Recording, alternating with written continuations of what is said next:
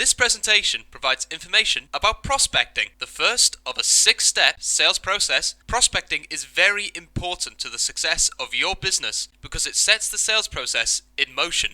In many respects, selling works like a funnel. The top of a sales funnel is wide to include many people or prospects, but only a portion of these potential customers currently need for what you are selling. You will be more successful selling your products when you target qualified prospects, people who are already interested in your product or service. Prospecting is a critical step of the sales process. We'll discuss the purpose of prospecting, then share some tools to increase the number of potential customers in your sales funnel. What is prospecting? In the early 1800s, settlers in the United States wanted to find gold. These prospectors used a pan to scoop up water and dirt from a riverbed in an attempt to find gold pieces that were floating in the water from upstream, hoping to get rich. But this slow process required patience. Most attempts produced nothing. The biggest factor influencing a prospector's success was location. If he worked at a riverbed that contained gold, the prospector hit the jackpot. But if he was at the wrong river, then he went home empty-handed. The same is true for you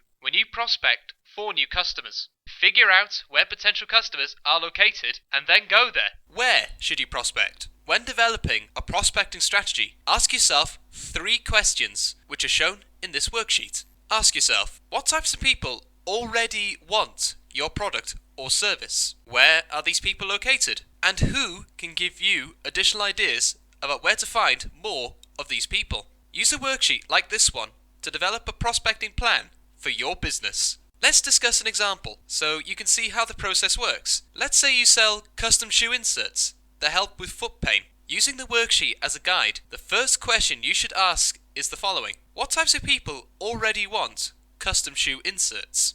People who stand for long periods of time. They probably have sore feet. They would probably like a product to help with their foot pain. So, the next question is, who has sore feet? Several jobs require people to spend a lot of time standing, such as nurses, waiters, and flight attendants. The next prospecting question is, where can you find people with sore feet? Maybe hospitals, restaurants, or airports. And you could probably get more ideas about where to find people with sore feet by talking to people you know about each of these groups of people. So your prospecting worksheet might look like this. As shown here, your plan to prospect for people who stand for long periods of time and have a steady source of income so they can buy the shoe inserts. You plan to look for these prospects in hospitals, airports, and or restaurants. And you can plan on asking other people for additional ideas about where to find more prospects with sore feet. So you could ask your physician, a friend who works at an airport, or the manager of a restaurant where you frequently eat.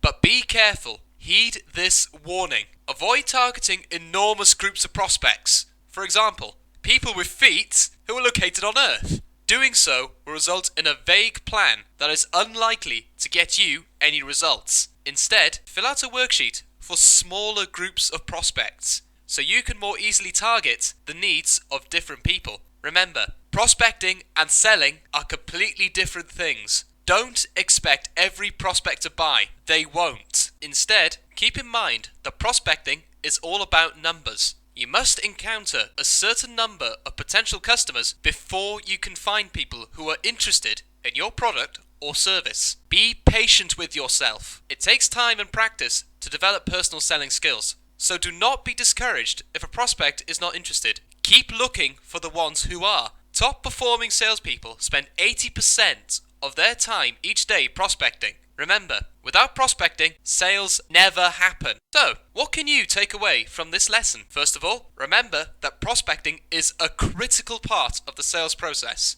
80% of your time should be spent prospecting. Secondly, figure out where your prospects are located. Then go there. Thirdly, don't get discouraged. Keep looking for people who are already interested. And finally, create a sales team that can help you improve your personal selling skills. Congratulations on completing this lesson about prospecting.